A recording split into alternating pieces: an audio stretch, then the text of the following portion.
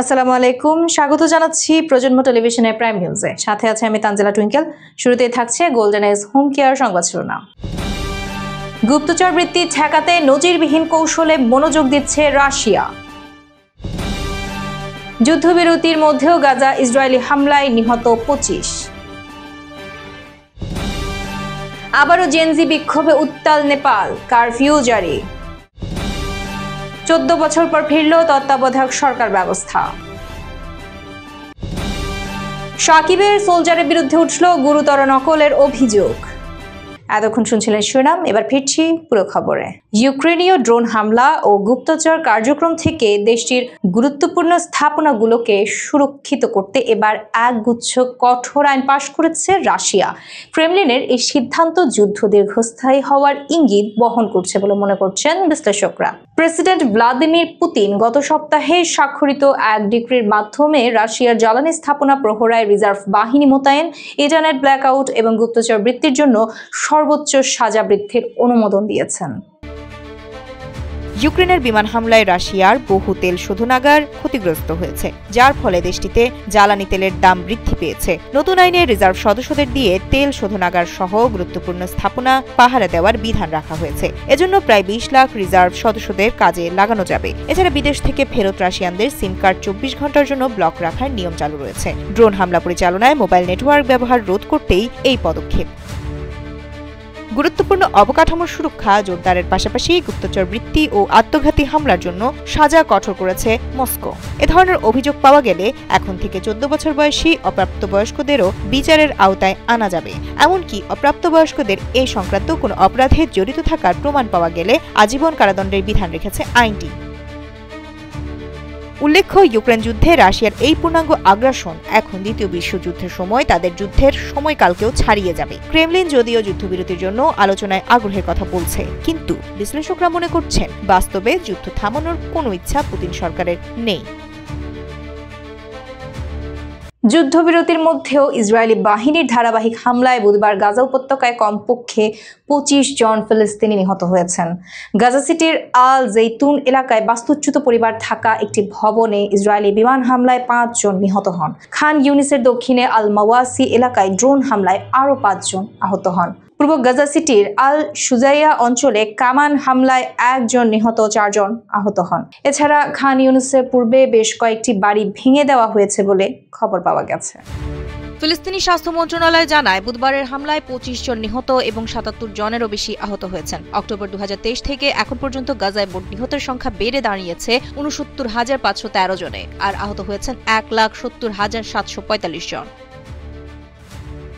Israeli সেনাসূত্র জানায়, আল Zeitoun এলাকায় হামাসের সামরিক কমান্ডারদের একটি বৈঠকে বিমান হামলা চালানো হয়েছে, যেখানে ওই এলাকার ব্যাটালিয়ন কমান্ডার ও নৌ ইউনিট প্রধানকে লক্ষ্য করা হয়। এর আগে ইসরায়েলি সেনাবাহিনী দাবি করে খান ইউনিসে তাদের উপর গুলি চালানো হয়েছে, যা যুদ্ধবিরতি লঙ্ঘন। সেনাবাহিনী পাল্টা হামলা চালায়। চলতি বছর 10 অক্টোবর থেকে যুক্তরাষ্ট্রের মধ্যস্থতায় গাজায় যুদ্ধবিরতি কার্যকর হয়েছে। এ সময় ইসরায়েলি জিম্মিদের মুক্তি ও সেনা আংশিক প্রত্যাহার হলেও প্রতিদিন বিমান হামলা, গোলাবর্ষণ ও গুলিতে হতাহতের ঘটনা অব্যাহত রয়েছে। এদিকে জাতিসংঘ নিরাপত্তা পরিষদ সম্প্রতি মার্কিন প্রস্তাবিত একটি প্রস্তাব অনুমোদন করেছে, যাতে গাজা পরিচালনা ও পুনর্গঠনের জন্য আন্তর্জাতিক শান্তিরক্ষা বাহিনী ও বোর্ড অব পিস গঠনের কথা বলা হয়েছে। তবে ইসরায়েলে ফিলিস্তিনি রাষ্ট্র প্রতিষ্ঠা নিয়ে অনীহা এই পরিকল্পনার বাস্তবায়ন নিয়ে প্রশ্ন তৈরি করেছে। আবারও জেনজি বিক্ষোভে উত্তাল হয়ে পড়েছে নেপাল। এজন্য দেশটির কয়েকটি এলাকায় কারফিউ জারি করা হয়েছে। দেশটিতে গত সেপ্টেম্বরে গণ অভ্যুত্থানের সাবেক প্রধানমন্ত্রী কেপি শর্মা ওলির পতনের পর এটি সবচেয়ে বড় সংঘর্ষের ঘটনা। নেপালের বারা জেলায় জেনজি বিক্ষোভকারীদের সঙ্গে কেপি ওলির নেতৃত্বাধীন communist party of Nepal unified Marxist Leninist সমর্থকদের তীব্র সংঘর্ষ হয়েছে। এরপর সেখানে সব ধরনের জমায়েত নিষিদ্ধ ঘোষণা করেছে প্রশাসন। স্থানীয় সময় বৃহস্পতিবার রাত 8টা পর্যন্ত কারফিউ বহাল থাকবে বলে জানিয়েছে জেলা প্রশাসন। এর আগে বুধবার বারা জেলার সিমারা এলাকায় দুই পক্ষ আলাদা বিক্ষোভ শুরু করলে নেপালের অন্তর্বর্তী প্রধানমন্ত্রী সুশীলা কার্কি রাজনৈতিক দলকে অযাচিত উস্কানি থেকে বিরত থাকার অনুরোধ জানিয়ে বলেন 2026 সালের 5 মার্চের নির্বাচনের আগে গণতান্ত্রিক প্রক্রিয়ায় আস্থা রাখতে হবে। কার্কি জানান, শান্তি শৃঙ্খলা বজায় রাখতে তিনি স্বরাষ্ট্র প্রশাসন ও নিরাপত্তা বাহিনীকে সর্বোচ্চ সতর্কতা ও সংযমের সঙ্গে দায়িত্ব পালনের নির্দেশ দিয়েছেন। পাশাপাশি তিনি সব দলের নেতাদের নিরাপদ চলাচল নিশ্চিত করা এবং একটি অবাধ ও ভয়মুক্ত নির্বাচনী পরিবেশ গড়ে তোলার প্রতিশ্রুতি দেন। বুধবার তিনি 110টিরও বেশি রাজনৈতিক দলের প্রতিনিধিদের সঙ্গে বৈঠক করেন। সেখানে তিনি বলেন, আমরা চাই এই দেশ নতুন প্রজন্মের হাতে গড়ে উঠুক এবং দূরদর্শী নেতৃত্বে এগিয়ে যাক।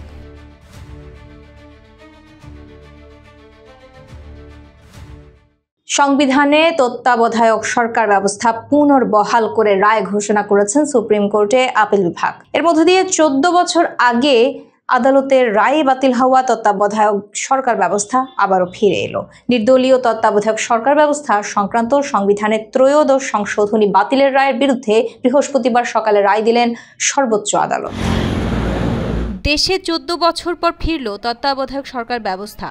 এর আগে গত 11 নভেম্বর শুনানি শেষ করেন প্রধান বিচারপতি সৈয়দ রেফাত আহমেদের নেতৃত্বাধীন 7 বিচারপতির আপিল বেঞ্চ। আওয়ামী লীগ সরকারের আমলে বাতিল হওয়া তত্ত্বাবধায়ক সরকার ব্যবস্থা দীর্ঘদিন ধরেই ফেরানোর দাবি জানিয়ে আসছিল বিভিন্ন রাজনৈতিক দল। 2024 সালের জুলাই অভ্যুত্থানে আওয়ামী লীগ সরকার ক্ষমতাচ্যুত হওয়ার পর আবারও সর্বোচ্চ আদালতে ওঠে তত্ত্বাবধায়ক সরকারের বিষয়টি। এই বছরের 27 আগস্ট তত্ত্বাবধায়ক সরকার ব্যবস্থা বাতিলের রায় পুনর্বিবেচনা চেয়ে করা আবেদন মঞ্জুর করে আপিলের অনুমতি দেওয়া হয়। 21 অক্টোবর থেকে শুরু হয় আপিলের শুনানি। ত্রয়োদশ সংশোধনীর মাধ্যমে সংবিধানে যুক্ত হয়েছিল তত্ত্বাবধায়ক সরকার ব্যবস্থা। লক্ষ্য ছিল এর মধ্য দিয়ে অবাধ ও সুষ্ঠু নির্বাচন নিয়ে বাংলাদেশের রাজনীতিতে যে বিতর্ক রয়েছে তা সমাধান হবে। পরবর্তীতে এই ব্যবস্থা নিয়েও রাজনৈতিক বিতর্ক শুরু হলে 2011 সালে সংখ্যাগরিষ্ঠ মতামতের ভিত্তিতে সংবিধানের ত্রয়োদশ সংশোধনী বাতিলের রায় দেয় আপিল বিভাগ। কিন্তু এরপর দলীয় সরকারের অধীনে হওয়া নির্বাচনগুলো নানানভাবে বিতর্কিত হয়েছে। আদালতের রায়ে তত্ত্বাবধায়ক সরকার ব্যবস্থা ফিরলেও আসন্ন জাতীয় সংসদ নির্বাচনে এর বাস্তবায়ন সম্ভব নয় বলে জানিয়েছিলেন আইনজীবীরা। অর্থাৎ অন্তর্বর্তীকালীন সরকারের অধীনেই আগামী নির্বাচন অনুষ্ঠিত হবে।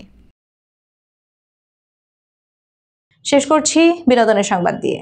ঢাকাই সিনেমার শীর্ষ নায়ক শাকিব খানের আসন্ন সিনেমা সোলজার মুক্তির আগে বড় সড় বিতর্কের মুখে পড়েছে। ভারতীয় গণমাধ্যম আনন্দবাজার পত্রিকা দাবি করছে, বলিউড বাদশাহ শাহরুখ খানের জনপ্রিয় সিনেমা জব তক হ্যায় জানের অনুকরণে তৈরি হচ্ছে শাকিব খানের এই চলচ্চিত্র।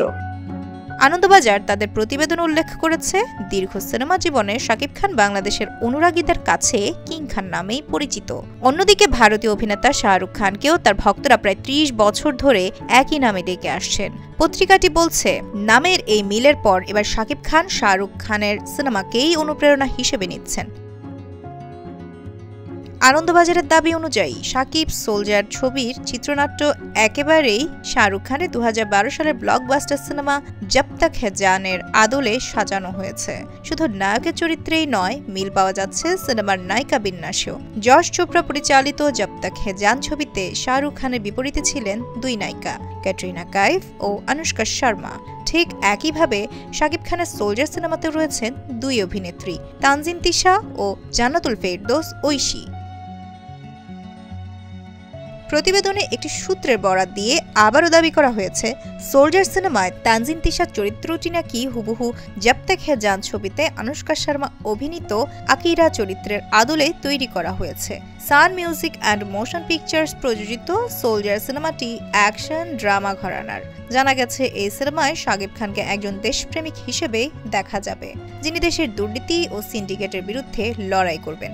সিনেমাটি পরিচালিত করছেন শাকিব ফাহাদ। ভারতীয় গণমাধ্যম এই দাবির বিষয়ে এখন পর্যন্ত সোলজার টিমের পক্ষ থেকে কোনো আনুষ্ঠানিক মন্তব্য পাওয়া যায়নি। শোনা যাচ্ছে, সবকিছু ঠিক থাকলে চলতি বছরের ডিসেম্বরে প্রেক্ষাগৃহে মুক্তি পেতে পারে সিনেমাটি। এই ছিল প্রজন্ম টেলিভিশনের প্রাইম নিউজ। পরবর্তী প্রাইম নিউজ দেখার আমন্ত্রণ জানিয়ে শেষ করছি এখানেই। এতক্ষণ সাথে থাকার জন্য ধন্যবাদ সবাইকে।